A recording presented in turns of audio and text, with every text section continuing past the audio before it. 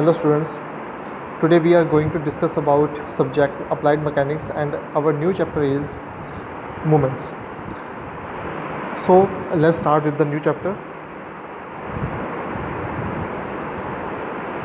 So we will start with the topic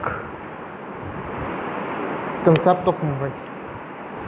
Concept of movement.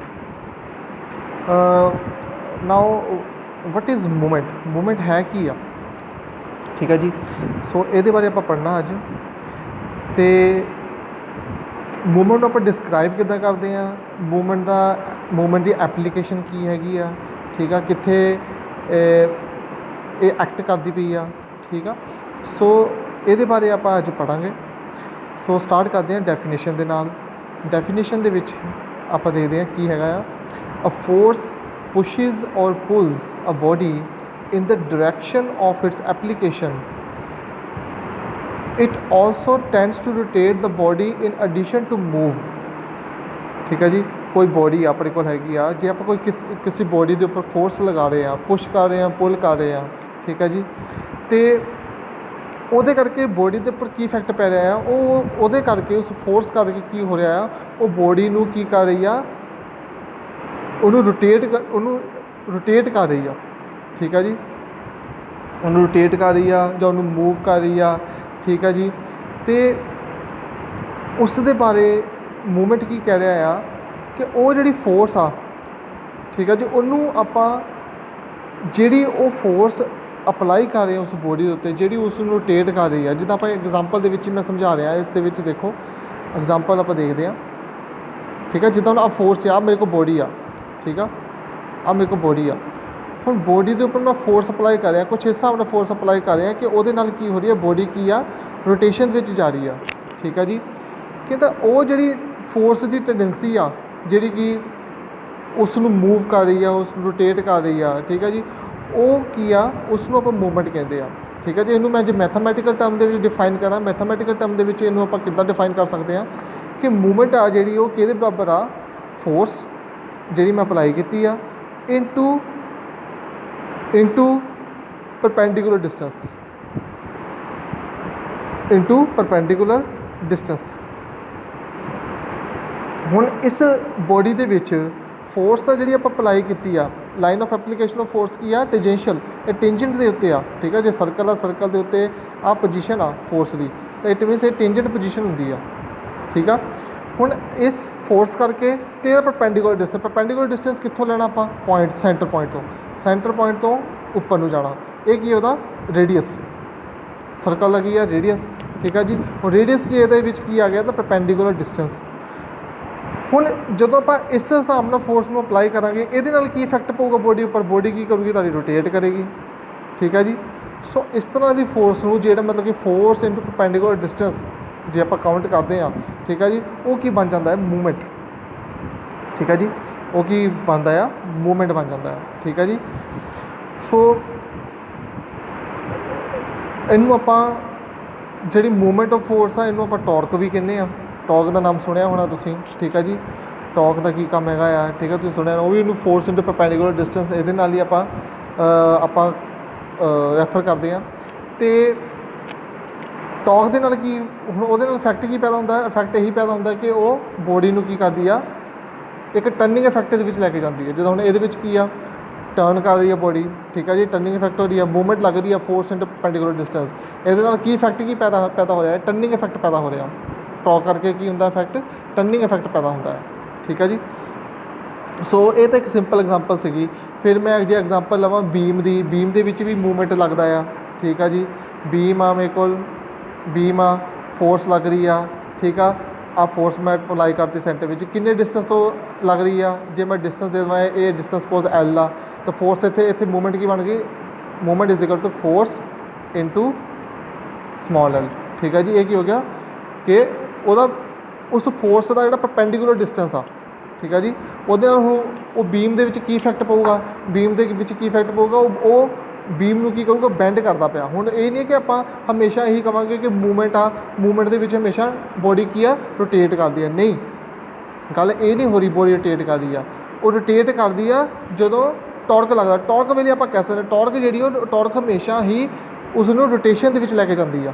ਠੀਕ ਆ ਜੀ, ਜੇ ਬੋਡੀ ਰੋਟੇਟ ਕਰ ਰਹੀ ਹੈ ਫੋਰਸ ਅਪਲਾਈ ਕਰਨ ਤੋਂ ਬਾਅਦ ਤਾਂ ਇਟ ਮੀਨਸ ਉਹਨੂੰ ਆਪਾਂ ਟੋਕ ਦੇ ਵਿੱਚ ਕਾਊਂਟ ਕਰ ਸਕਦੇ ਹਾਂ ਉਸ ਫੋਰਸ ਨੂੰ। ਠੀਕ ਆ ਜੀ, ਉਹ ਉਹਦਾ ਟਰਨਿੰਗ ਇਫੈਕਟ ਪੈਦਾ ਕਰੇ। ਟਰਨਿੰਗ ਇਫੈਕਟ ਦਾ ਮਤਲਬ ਇਹ ਆ ਕਿ ਬੋਡੀ ਨੂੰ ਰੋਟੇਟ ਕਰ ਰਹੀ ਆ। ਠੀਕ ਆ ਜੀ, ਜੇ ਮੈਂ ਮੂਵਮੈਂਟ ਦੀ ਗੱਲ ਕਰਾਂ ਤਾਂ ਮੂਵਮੈਂਟ ਜ਼ਰੂਰੀ ਨਹੀਂ ਹੈ ਕਿ ਸਰਕਲ ਦੇ ਵਿੱਚ ਹੀ ਰੋਟੇਟ ਕਰਦੀ ਪਈ ਆ ਬੋਡੀ ਨੂੰ, ਉਹ ਬੈਂਡ ਵੀ ਕਰ ਸਕਦੀ ਹੈ, ਜਿੱਦਾਂ ਬੀਮ ਦੇ ਕੇਸ ਦੇ ਵਿੱਚ ਆ ਉਹ ਬੈਂਡ ਵੀ ਕਰ ਸਕਦੀ ਆ। ਹੁਣ ਇੱਥੇ ਵੀ ਤਾਂ ਫੋਰਸ ਲੱਗ ਰਹੀ ਆ, ਨਾਲ ਉਹਦਾ ਪਰਪੈਂਡੀਕੂਲਰ ਡਿਸਟੈਂਸ ਲੱਗ ਰਿਹਾ ਹੈ L। ਠੀਕ ਆ ਜੀ, ਸੋ ਇੱਥੇ ਆਪਾਂ ਮੂਵਮੈਂਟ ਫਾਰਮੂਲਾ ਕੀ ਹੈਗਾ, ਫੋਰਸ ਇੰਟੂ ਪਰਪੈਂਡੀਕੂਲਰ ਡਿਸਟੈਂਸ। ਠੀਕ ਆ ਜੀ, ਉਹ ਆਪਾਂ ਉਹਦੇ ਨਾਲ ਹੀ ਕੈਲਕੂਲੇਟ ਕਰਾਂਗੇ ਮੂਵਮੈਂਟ। ਠੀਕ ਆ, ਪਰ ਜੇ ਫੋਰਸ ਕਰਕੇ ਬੋਡੀ ਦੇ ਵਿੱਚ ਟਰਨਿੰਗ ਇਫੈਕਟ ਪੈਦਾ ਹੋ ਰਿਹਾ ਆ, ਉਹਨੂੰ ਆਪਾਂ ਕੀ ਕਹਿੰਦੇ ਆ, ਟੌਰਕ ਕਹਿੰਦੇ ਆ। ਉਹਨੂੰ ਆਪਾਂ ਟੌਰਕ ਕਹਿੰਦੇ ਆ। ਠੀਕ ਆ ਜੀ, ਫਾਰਮੂਲਾ ਸੇਮ ਹੀ ਆ, ਫੋਰਸ ਇੰਟੂ ਪਰਪੈਂਡੀਕੂਲਰ ਡਿਸਟੈਂਸ। ਠੀਕ ਆ, ਇਫੈਕਟ ਅਲੱਗ-ਅਲੱਗ ਆ, ਬੋਡੀ ਦੇ ਉੱਤੇ ਕਿੱਦਾਂ ਦਾ ਇਫੈਕਟ ਪੈਦਾ ਹੋ ਰਿਹਾ ਆ, ਉਹ ਇਫੈਕਟ ਅਲੱਗ-ਅਲੱਗ ਆ। ਠੀਕ ਆ ਜੀ, ਸੋ ਪਤਾ ਲੱਗ ਗਿਆ ਤੁਹਾਨੂੰ ਮੂਵਮੈਂਟ ਕੀ ਹੈਗਾ, ਫੋਰਸ ਇੰਟੂ ਪਰਪੈਂਡੀਕੂਲਰ ਡਿਸਟੈਂਸ। ਜ਼ਰੂਰੀ ਨਹੀਂ ਕਿ ਟਰਨਿੰਗ ਇਫੈਕਟ ਹੀ ਪੈਦਾ ਕਰੇਗੀ। ਠੀਕ ਆ, ਅਤੇ ਉਹ ਬੈਂਡ ਵੀ ਪੈਦਾ ਕਰ ਸਕਦੀ ਆ। ਠੀਕ ਆ, ਜਦੋਂ ਹੁਣ ਆਪਾਂ ਬੀਮ ਦਾ ਕੇਸ ਲਿਆ, ਬੀਮ ਦੇ ਕੇਸ ਵਿੱਚ ਬੈਂਡ ਵੀ ਪੈਦਾ ਹੋ ਸਕਦਾ ਆ, ਉਹਦੇ ਵਿੱਚ ਵੀ ਮੂਵਮੈਂਟ ਲੱਗ ਰਹੀ ਆ। ਬਟ ਜੇ ਆਪਾਂ ਟੌਰਕ ਦੀ ਗੱਲ ਕਰੀਏ, ਟੌਰਕ ਦੇ ਵਿੱਚ ਕੀ ਹੈ, ਟਰਨਿੰਗ ਇਫੈਕਟ ਪੈਦਾ ਹੁੰਦਾ ਹੈ। ਠੀਕ ਆ ਜੀ, ਉਹਦੇ ਵਿੱਚ ਉਹਦਾ ਫਾਰਮੂਲਾ ਵੀ ਸੇਮ ਆ, ਫੋਰਸ ਇੰਟੂ ਪਰਪੈਂਡੀਕੂਲਰ ਡਿਸਟੈਂਸ ਹੀ ਆ।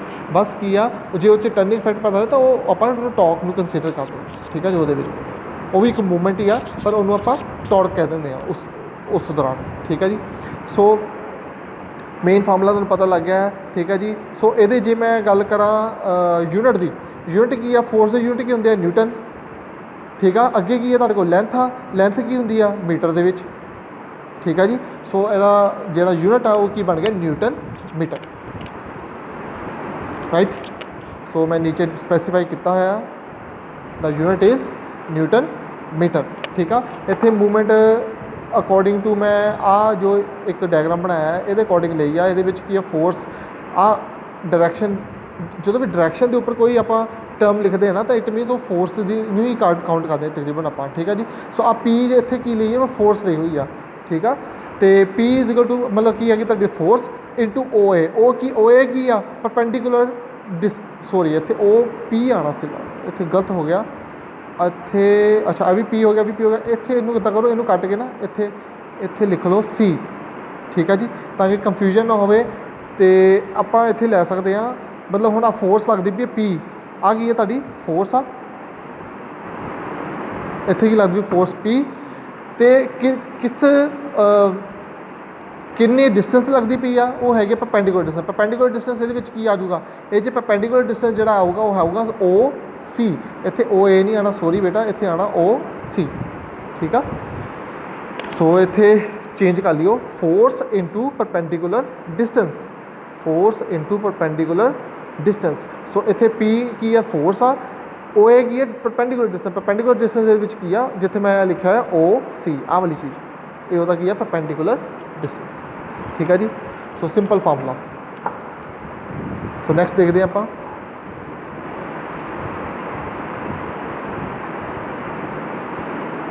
ਨੈਕਸਟ ਇਜ਼, ਹੁਣ ਐਗਜ਼ਾਮਪਲਸ ਦੇਖਦੇ ਹਾਂ ਥੋੜ੍ਹੀਆਂ ਬਹੁਤੀਆਂ, ਤਾਂ ਕਿ ਤੁਹਾਨੂੰ ਸਮਝ ਲੱਗੇ ਕਿ ਜਿਹੜੀ ਮੂਵਮੈਂਟ ਆ ਉਸ ਹਮੇਸ਼ਾ, ਠੀਕ ਆ ਜੀ, ਕਿਸ ਤਰ੍ਹਾਂ ਆਪਾਂ ਉਹਨੂੰ ਡਿਫਾਈਨ ਕਰਦੇ ਹਾਂ। ਜੇ ਆਪਾਂ ਕੋਈ ਐਗਜ਼ਾਮਪਲਸ ਨਾਲ ਉਹਨੂੰ ਸਮਝਣ ਦੀ ਕੋਸ਼ਿਸ਼ ਕਰੀਏ ਤਾਂ ਕੀ ਹੈਗੀ ਆ। ਠੀਕ ਆ, ਜਿੱਦਾਂ ਪਹਿਲੇ ਦੇ ਵਿੱਚ ਕੀ ਸ਼ੋਅ ਕਰਦਾ ਪਿਆ, ਦੇਖੋ ਧਿਆਨ ਦੇ ਨਾਲ। ਠੀਕ ਆ, ਏ ਪੁਆਇੰਟ 'ਤੇ ਦੇਖੋ, ਏ ਪੁਆਇੰਟ ਦੇ ਵਿੱਚ ਕੀ ਸ਼ੋਅ ਕਰ ਰਿਹਾ ਕਿ ਇੱਧਰ ਇੱਕ ਫਲਕਰਮ ਆ, ਫਲਕਰਮ ਦੇ ਵਿੱਚ ਤੁਹਾਨੂੰ ਪਤਾ ਹੋਣਾ ਜਿੱਦਾਂ ਨਾ ਆਪਾਂ ਜਿੱਦਾਂ ਸੀਸਾ ਆਪਾਂ ਦੇਖਦੇ ਹਾਂ, ਸੀਸਾ ਤੁਹਾਨੂੰ ਪਤਾ ਹੀ ਹੈ ਕੀ ਹੈਗਾ ਆ। ਠੀਕ ਹੈ, ਕਿ ਇੱਕ ਬੰਦਾ ਇੱਧਰ ਬੈਠਾ ਹੈ, ਇੱਕ ਬੰਦਾ ਇੱਧਰ ਬੈਠਾ ਆ। ਠੀਕ ਹੈ ਜੀ, ਉੱਪਰ ਨੀਚੇ ਜਾ ਰਿਹਾ। ਉਹ ਕੀ ਆ, ਹੁਣ ਜਿਹੜਾ ਉੱਪਰ ਨੀਚੇ ਉਹਦਾ ਲੋਡ ਪੈ ਰਿਹਾ ਉਸ ਮੈਨ ਦਾ, ਉਸ ਬੋਡੀ ਦਾ, ਉਹ ਕੀ ਸ਼ੋਅ ਕਰਦਾ ਪਿਆ, ਫੋਰਸ ਸ਼ੋਅ ਕਰਦਾ ਪਿਆ ਉੱਪਰੋਂ ਨੀਚੇ, ਹੈ ਨਾ, ਫੋਰਸ ਸ਼ੋਅ ਕਰ ਰਿਹਾ। ਉਹ ਕਿਸ ਡਿਸਟੈਂਸ ਲੱਗਦੀ, ਉਹ ਪਰਪੈਂਡੀਕੂਲਰ ਡਿਸਟੈਂਸ ਕੀ ਹੈਗਾ ਆ, ਪਰਪੈਂਡੀਕੂਲਰ ਡਿਸਟੈਂਸ ਹੋ ਗਿਆ ਉਹਦਾ। ਠੀਕ ਆ ਜੀ, ਆਹੋ ਕੀ ਹੋ ਗਿਆ ਉਹਦਾ, ਪਰਪੈਂਡੀਕੂਲਰ ਡਿਸਟੈਂਸ। ਠੀਕ ਆ, ਸੋ ਇਹ ਕੀ ਆ, ਮੂਵਮੈਂਟ। ਇੱਥੇ ਵੀ ਕੀ ਲੱਗਦਾ ਪਿਆ, ਮੂਵਮੈਂਟ, ਫੋਰਸ ਲੱਗਦੀ ਪਈ ਆ, ਕਿਸ ਡਿਸਟੈਂਸ ਲੱਗਦੀ ਪਈ, ਉਹ ਜਿਹੜਾ ਫਲਕਰਮ ਆ, ਫਲਕਰਮ ਕੀ ਹੁੰਦਾ, ਜਿਸ ਦੇ ਅਬਾਊਟ ਉਹ ਉੱਪਰ ਨੀਚੇ ਸੀਸਾ ਮਤਲਬ ਉੱਪਰ ਨੀਚੇ ਨੂੰ ਜਾ ਰਿਹਾ ਆ। ਠੀਕ ਆ, ਜੋ ਉਹਦੀ ਰੋਡ ਹੈ ਉਹ ਉੱਪਰ ਨੀਚੇ ਨੂੰ ਜਾ ਰਹੀ ਆ। ਠੀਕ ਆ, ਉਹ ਫਲਕਰਮ ਆ। ਠੀਕ ਆ, ਉਹਦੇ ਅਬਾਊਟ, ਸੋ ਉਹ ਉੱਥੋਂ ਉਹਦਾ ਡਿਸਟੈਂਸ ਕੀ ਹੈਗਾ ਆ। ਠੀਕ ਆ, ਉੱਥੋਂ ਆਪਾਂ ਡਿਸਟੈਂਸ ਲਵਾਂਗੇ, ਉਹ ਪਰਪੈਂਡੀਕੂਲਰ ਡਿਸਟੈਂਸ ਹੋਊਗਾ। ਠੀਕ ਆ, ਸੋ ਇਹ ਮੂਵਮੈਂਟ ਦੀ ਐਗਜ਼ਾਮਪਲ ਆ। ਹੁਣ ਜਿੱਦਾਂ ਆਹ ਮੂਵਮੈਂਟ ਦੇ ਇੱਥੇ ਫਲਕਰਮ, ਇੱਥੇ ਕੀ ਆ, ਇੱਕ ਮਾਸ ਲਟਕਾਇਆ ਹੋਇਆ ਆ। ਠੀਕ ਆ, ਜਿੱਦਾਂ ਆਪਾਂ ਕਹਿ ਸਕਦੇ ਹਾਂ ਮਤਲਬ ਕੋਈ ਵੀ ਵੇਟ ਹੈਗਾ ਆ। ਠੀਕ ਆ, ਅਤੇ ਉਹਦੇ ਓਪੋਜ਼ਿਟ ਕੀ ਆ, ਮੈਂ ਫੋਰਸ ਲਗਾ ਰਿਹਾ ਆ, ਬੀਮ ਆ, ਠੀਕ ਹੈ, ਬੀਮ ਬੈਲੈਂਸ ਕਰ ਰਿਹਾ। ਬੀਮ ਹੁਣ ਇੱਧਰ ਦੇ ਪਾਸੇ ਲੋਡ ਲੱਗਾ ਹੋਇਆ ਅਤੇ ਇਸ ਲੋਡ ਨੂੰ ਬੈਲੈਂਸ ਕਰਨ ਲਈ ਬੀਮ ਨੂੰ ਸਟ੍ਰੇਟ ਪੋਜੀਸ਼ਨ 'ਤੇ ਰੱਖਣ ਦੇ ਲਈ ਮੈਂ ਕੀ ਕਰੂੰਗਾ, ਜਿੰਨਾ ਇਹ ਲੋਡ ਆ W ਉਹਦੇ ਬਰਾਬਰ ਇੱਥੇ ਮੈਨੂੰ ਕੀ ਕਰਨਾ ਪਊਗਾ, ਫੋਰਸ ਲਗਾਉਣੀ ਪਏਗੀ। ਠੀਕ ਹੈ, ਜੇ ਉਹਨੂੰ ਪ੍ਰੋਪਰਲੀ ਬੀਮ ਨੂੰ ਬੈਲੈਂਸ ਰੱਖਣਾ ਆ। ਠੀਕ ਆ, ਸੋ ਉਹੀ ਕਰ ਰਿਹਾ, ਇੱਥੇ ਫੋਰਸ ਲਗਾ ਰਹੇ ਆ। ਸੋ ਇਹ ਵੀ ਕੀ ਆ, ਇਹ ਲੋਡ ਕੀ ਆ, ਇਹ ਲੋਡ ਵੀ ਫੋਰਸ ਹੀ ਹੁੰਦੀ ਆ, ਇੱਥੇ ਫੋਰਸ ਅਪਲਾਈ ਕੀਤੀ ਜਾ ਰਹੀ ਆ। ਠੀਕ ਆ ਜੀ, ਸੋ ਇਹ ਉਹਦਾ ਕੀ ਹੋ ਗਿਆ, ਪਰਪੈਂਡੀਕੂਲਰ ਡਿਸਟੈਂਸ ਹੋ ਗਿਆ। ਠੀਕ ਆ, ਸੋ ਇਹ ਵੀ ਮੂਵਮੈਂਟ ਆ। ਥਰਡ ਐਗਜ਼ਾਮਪਲ ਇਜ਼ ਓਪਨਿੰਗ ਅ ਡੋਰ। ਹੁਣ ਡੋਰ ਆ, ਜਦੋਂ ਤੁਸੀਂ ਡੋਰ ਦੇ ਉੱਤੇ ਫੋਰਸ ਅਪਲਾਈ ਕਰਦੇ ਆ, ਉਹ ਹਿੰਜ ਆ। ਠੀਕ ਆ ਨਾ, ਜਿਹੜਾ ਡੋਰ ਆ ਉਹਦਾ ਐਂਡ ਕੀ ਆ, ਉਹ ਹਿੰਜ ਹੋਏ ਪਏ ਆ। ਜੋ ਤੁਸੀਂ ਫੋਰਸ ਅਪਲਾਈ ਕਰਦੇ ਆ ਡੋਰ ਦੇ ਉੱਤੇ, ਤਾਂ ਉਹ ਕੀ ਆ, ਪਰਪੈਂਡੀਕੂਲਰ ਆ।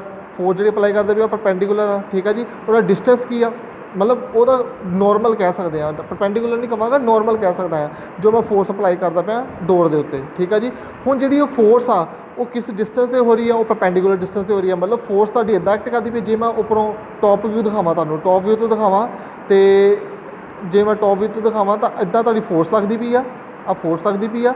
ਠੀਕ ਆ ਜੀ, ਅਤੇ ਉਹ ਜਿਹੜਾ ਹਿੰਜ ਵਾਲਾ ਪਾਰਟ ਆ ਉਹ ਕਿੰਨੀ ਦੂਰੀ ਦੇ ਉੱਤੇ ਹੈਗਾ ਆ। ਠੀਕ ਆ, ਉਹਦਾ ਕੀ ਹੋ ਗਿਆ, ਡਿਸਟੈਂਸ ਹੋ ਗਿਆ। ਉਹਦਾ ਕੀ ਹੋ ਗਿਆ, ਡਿਸਟੈਂਸ ਹੋ ਗਿਆ, L। ਸੋ ਇੱਥੇ ਕੀ ਬਣ ਗਿਆ, ਫੋਰਸ ਇਨਟੂ ਪਰਪੈਂਡੀਕੂਲਰ ਡਿਸਟੈਂਸ। ਠੀਕ ਆ, ਜਿੱਦਾਂ ਹੁਣ ਇੱਥੇ ਫੋਰਸ ਇੱਦਾਂ ਅਪਲਾਈ ਕਰਦੇ ਪਏ ਆ, ਫੋਰਸ ਹਿੰਜ ਵਾਲੇ ਪਾਰਟ ਤੋਂ ਉਹਦਾ ਇੱਦਾਂ ਡਿਸਟੈਂਸ, ਆ ਜਿਹੜਾ ਡਿਸਟੈਂਸ L ਲਿਆ ਹੋਇਆ।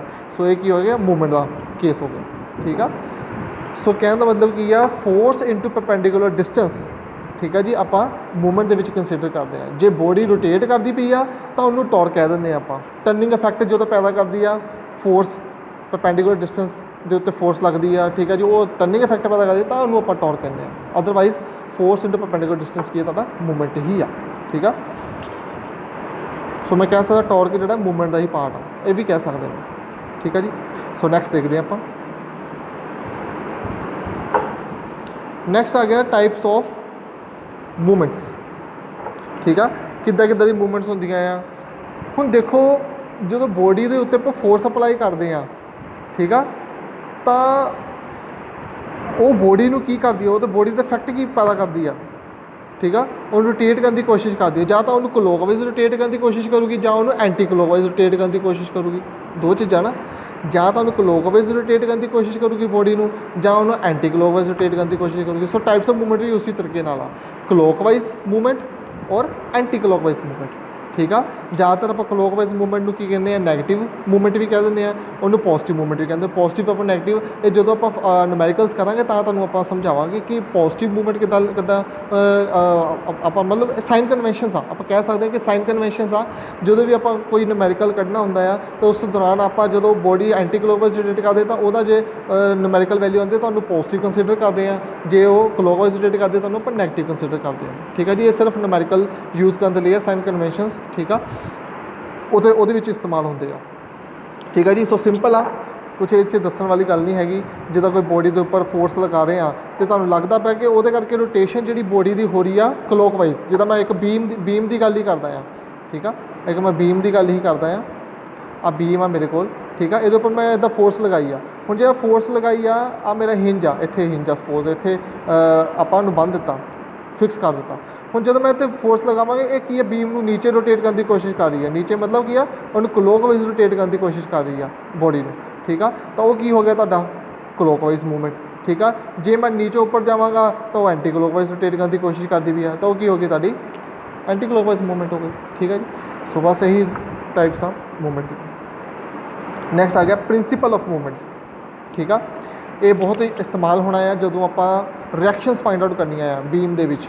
ਠੀਕ ਆ ਜੀ, ਆਪਾਂ ਫਿਰ ਦੇਖਦੇ ਹਾਂ ਕਿ ਵਰਟੀਕਲ ਜਿਹੜੀਆਂ ਰਿਐਕਸ਼ਨਸ ਲੱਗ ਰਹੀਆਂ ਉਹ ਆਪਾਂ ਉਸ ਨੂੰ ਇਕੁਅਲ ਕਰਦੇ ਹਾਂ। ਠੀਕ ਆ ਜੀ, ਆਪਾਂ ਦੇਖਦੇ ਹਾਂ ਕਲੋਕਵਾਈਜ਼ ਮੂਵਮੈਂਟਸ ਕੀ ਹੈਗੀਆਂ, ਐਂਟੀ ਕਲੋਕਵਾਈਜ਼ ਮੂਵਮੈਂਟਸ ਕੀ ਹੈਗੀਆਂ, ਉਹਨਾਂ ਨੂੰ ਆਪਾਂ ਇਕੁਅਲ ਕਰਦੇ ਹਾਂ। ਸੋ ਇਹ ਹੈ ਕੀ ਆ, ਇਹਦਾ ਬੇਸਿਕ ਕੰਸੈਪਟ ਕੀ ਆ, ਪ੍ਰਿੰਸੀਪਲ ਆਫ ਮੂਵਮੈਂਟਸ ਦਾ ਕੀ ਆ, ਕਹਿੰਦੇ when a body is in equilibrium, ਜਦੋਂ ਬੋਡੀ ਤੁਹਾਡੀ ਕੀ ਆ ਇਕੁਇਲਿਬਰੀਅਮ ਦੇ ਵਿੱਚ ਆ, ਮਤਲਬ ਕੀ ਆ ਕਿ ਪ੍ਰਿੰਸੀਪਲ ਆਫ ਮੂਵਮੈਂਟਸ ਦੇ ਵਿੱਚ ਬੋਡੀ ਨੂੰ ਇਕੁਇਲਿਬਰੀਅਮ ਦੇ ਵਿੱਚ ਆਪਾਂ ਕੰਸੀਡਰ ਕਰਦੇ ਹਾਂ।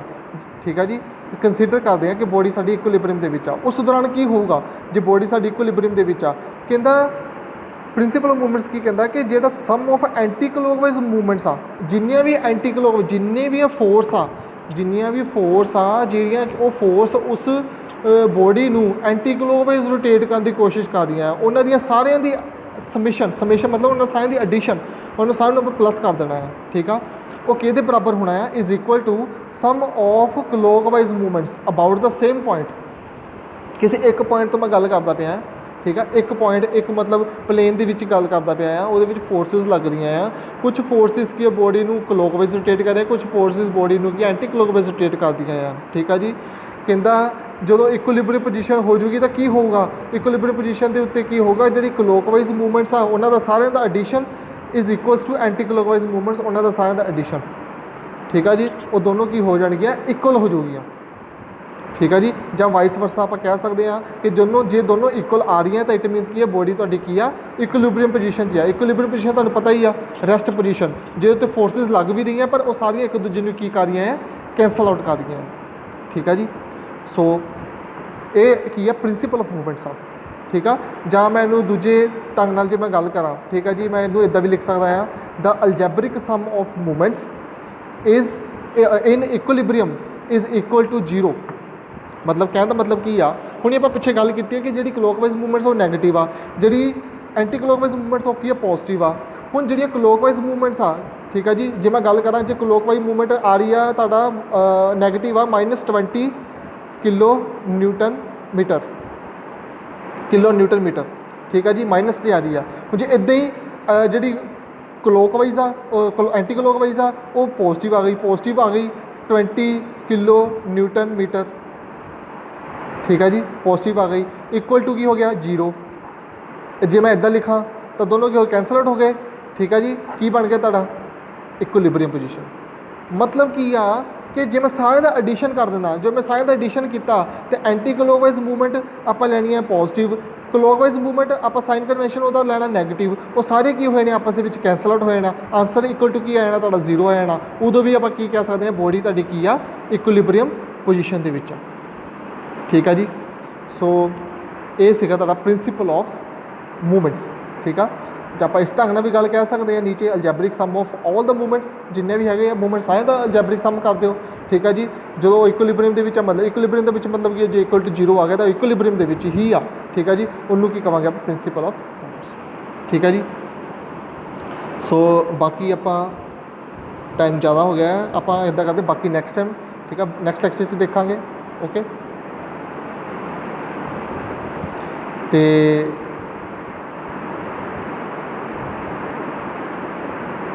ਨੈਕਸਟ ਲੈਕਚਰ ਦੇ ਵਿੱਚ ਆਪਾਂ ਬਾਕੀ ਟੌਪਿਕ ਦੇਖਾਂਗੇ, ਠੀਕ ਆ। ਤੇ ਕੋਈ ਵੀ ਕੁਐਸਚਨ ਹੋਇਆ ਤਾਂ ਤੁਸੀਂ ਮੈਨੂੰ ਜਾਂ ਕਮੈਂਟ ਵਿੱਚ ਪੁੱਛ ਲਿਓ ਜਾਂ ਤੁਸੀਂ ਪਰਸਨਲ ਮੈਸੇਜ ਕਰਕੇ ਪੁੱਛ ਸਕਦੇ ਹੋ, ਠੀਕ ਹੈ ਜੀ। ਓਕੇ ਜੀ, ਥੈਂਕ ਯੂ।